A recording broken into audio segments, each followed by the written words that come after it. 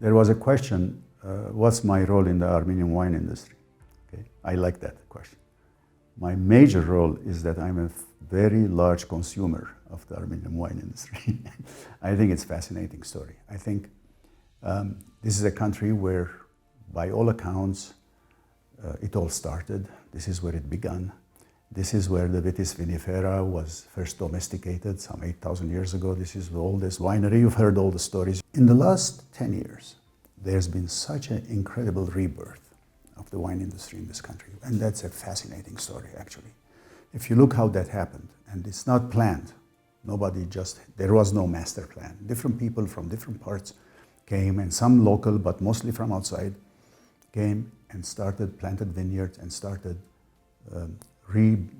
rebuilding, reopening this an old, by old I mean millennia old, 1,000 years old wine tradition in this country. I think it's a great thing.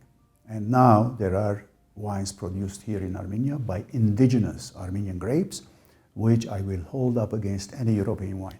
What's also interesting is this proliferation in the last 10 years also of the wine bars, of the wild drinking culture. So it's almost like if you build it, they will come, right? So there was good, worthwhile wines, and therefore there was a public that started appreciating drinking wine, and there were establishments where they could go and enjoy that pleasure.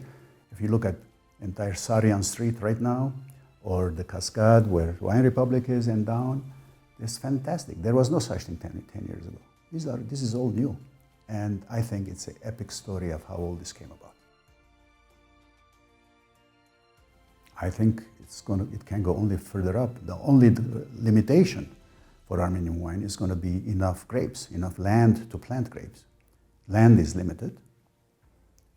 Not every suitable land for grapes has been used yet, so there is still ways to go, but ultimately it's limited, it's tiny.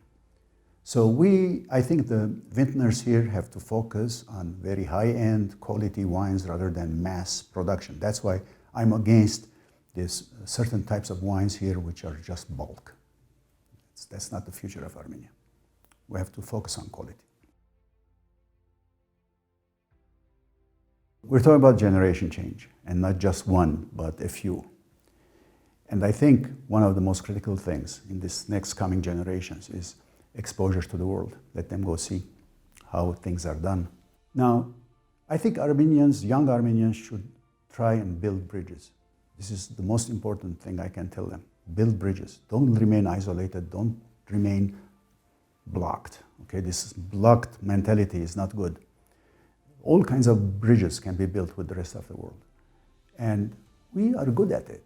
You know, Armenians, in fact, have a huge natural advantage of building international bridges because we're all over the world.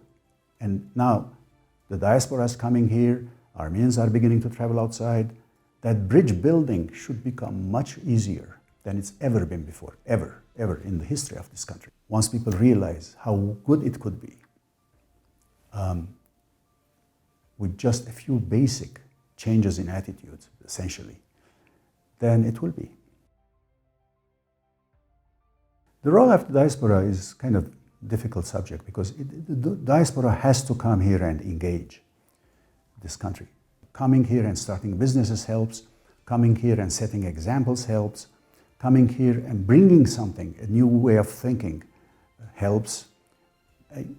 But coming here and just paying for different causes, I think is a lost cause. In fact, the history of the past 25 years shows how much of that has been wasted.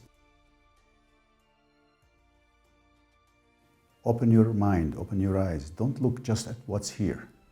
I'm not saying leave the country. I'm saying open your mind. I think as soon as the young Armenians come out of that parochial mentality, that is also a legacy of the Soviet times, by the way. It's still lingering a little bit. And they open and they see the world. I think everything will change.